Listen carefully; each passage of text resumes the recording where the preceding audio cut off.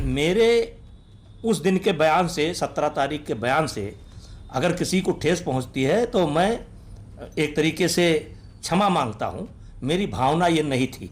लेकिन जब हनुमानगढ़ी की बात आएगी कि हनुमानगढ़ी के अंदर नमाज पढ़ा गया, ऐसा प्रश्न जब मुझसे किया गया तो मैंने एक सरी से नकार दिया।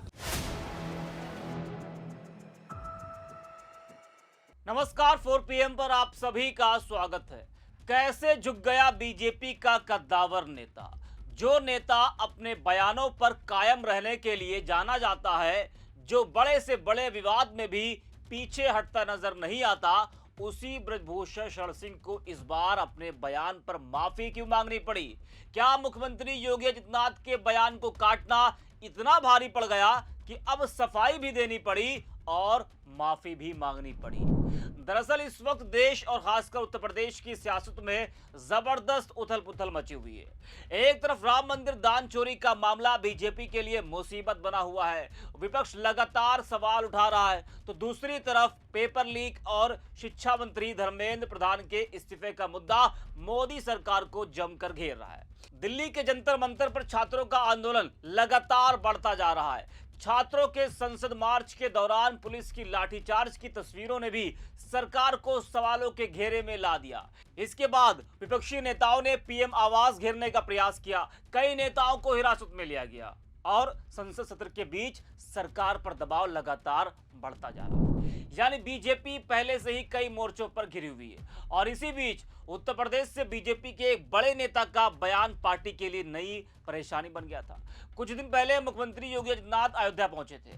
वहां उन्होंने समाजवादी पार्टी और कांग्रेस पर आरोप लगाते हुए कहा था कि विपक्ष ने हनुमानगढ़ी की सीढ़ियों पर नमाज पढ़वाई थी।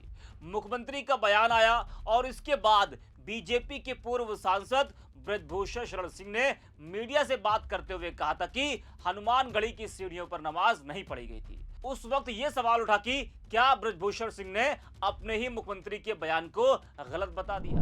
विपक्ष ने भी सवाल उठाए। सियासी गलियारों में चर्चा होने लगी कि बीजेपी के नेता ही बीजेपी के मुख्यमंत्री की बात काट रहे हैं। लेकिन अब अचानक कहानी बदल गई है। ब्रजभूषण शरण सिंह ने अपने उसी बयान पर सफाई दी है और माफी भी मांग ली है। जी हां, ब्रजभूषण ने कहा मीडिया ने उनसे यह सवाल किया था कि क्या हनुमानगढ़ी की सीढ़ियों पर नमाज पढ़ी गई थी। इस पर उन्होंने जवाब दिया था कि सीढ़ियों पर नमाज नहीं पढ़ी गई थी। उन्होंने माना कि उन्हें उसी समय यह भी स्पष्ट कर देना चाहिए था कि सीढ़ियों पर नहीं, लेकिन 52 बीघा परिसर या किसी संत के स्थान पर नमाज पढ़ी गई थी। उन्होंने कहा कि इसी अधूरे जवाब के कारण विवाद बढ़ गया। उनके मुताबिक मुख्यमंत्री योगी आदित्यनाथ का बयान भी सही है, अयोध्या के संतों का बयान भी सही है और उनका बयान भी उनके हिसाब से सही है।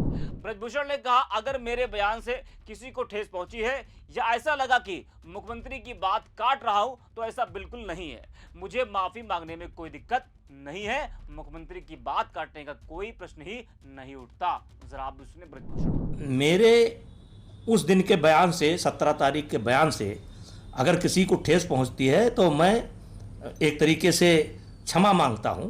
मेरी भावना ये नहीं थी। लेकिन जब हनुमानगढ़ी की बात आएगी कि हनुमानगढ़ी के अंदर नमाज पढ़ा गया, ऐसा प्रश्न जब मुझसे किया गया तो मैंने एक सरी से नकार दिया। देखिए, मुझसे जो मीडिया के लोगों ने प्रश्न किया था, वो प्रश्न सीधा था कि हनुमानगढ़ी की सीढ़ियों पर नमाज पढ़ी गई कि नहीं। मैंने कहा नहीं।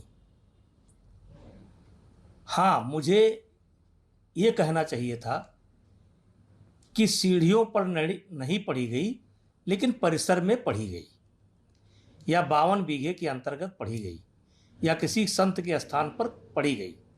लेकिन जब यह प्रश्न मेरे सामने आया कि क्या सीढ़ियों पर नमाज पढ़ी गई, तो मेरे मन को एक बहुत बड़ा झटका लगा कि आज हनुमानगढ़ी के सीढ़ियों पर नमाज पढ़ने की बात आ रही है, जिसको मैंने सिरे से नकार दिया।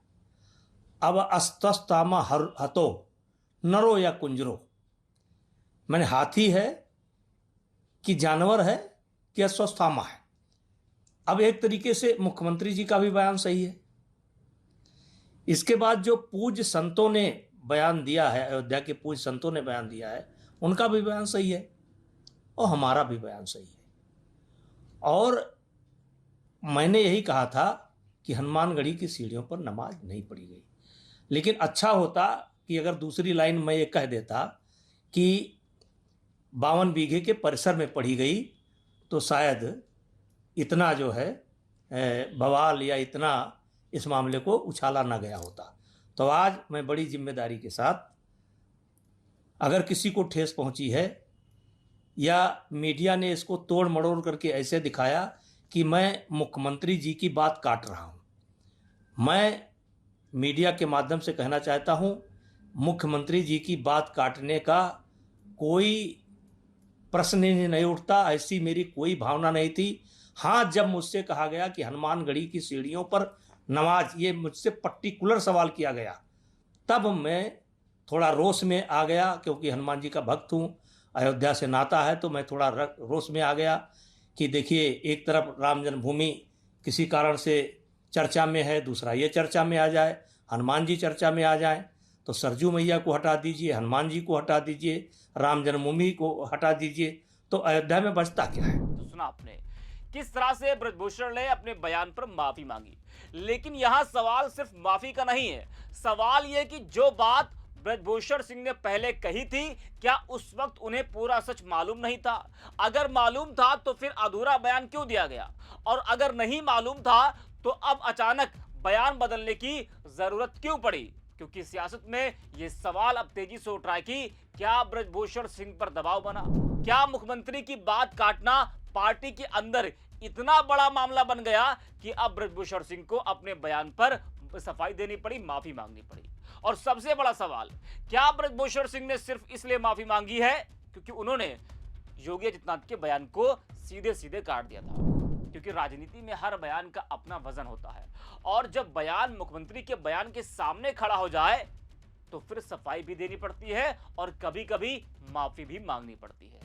वैसे जब उन्होंने योगी के बयान को काटा था तो उस वक्त राजनीतिक गलियारों में चर्चा थी कि वो बीजेपी से नाराज चल रहे हैं, और अब यूपी चुनाव करीब आ रहा है तो खुलकर ब्रजभूषण बैटिंग करने लगे हैं। वैसे ब्रजभूषण ने कई मौकों पर ऐसे संकेत दिए जिससे यह सवाल उठा कि क्या ब्रजभूषण सिंह बीजेपी से नाराज है। अखिलेश यादव के जन्मदिन पर ब्रजभूषण का सपा प्रेम भी जाग उठा था और अखिलेश यादव की जमकर तारीफ भी की थी उन्होंने। वह पहला मौका नहीं था जब बीजेपी नेता ने इस तरह से संकेत दिया। ब्रजभूषण की बीजेपी से नाराजगी 2024 लोकसभा चुनाव में टिकट काटे जाने के बाद ही सामने आने लगी थी। जी हाँ, एक बार तो ब्रजभूषण ने योगी के खिलाफ मोर्चा खोल दिया था। एक इंटरव्यू के दौरान ब्रजभूषण ने योगी को अपना नेता मानने से इनकार कर दिया था। ब्रजभूषण ने कहा था कि योगी यूपी के सीएम हैं, मेरे नेता नहीं है। उन्होंने अपना नेता पीएम नरेंद्र मोदी को बताया था। तो उनकी नाराजगी पहले भी दिखी है, और अब जब उन्होंने योगी के बयान को काटा तो उस वक्त भी ये चर्चा होने लगी कि क्या ब्रजभूषण अब खुलकर बोलने लगे हैं।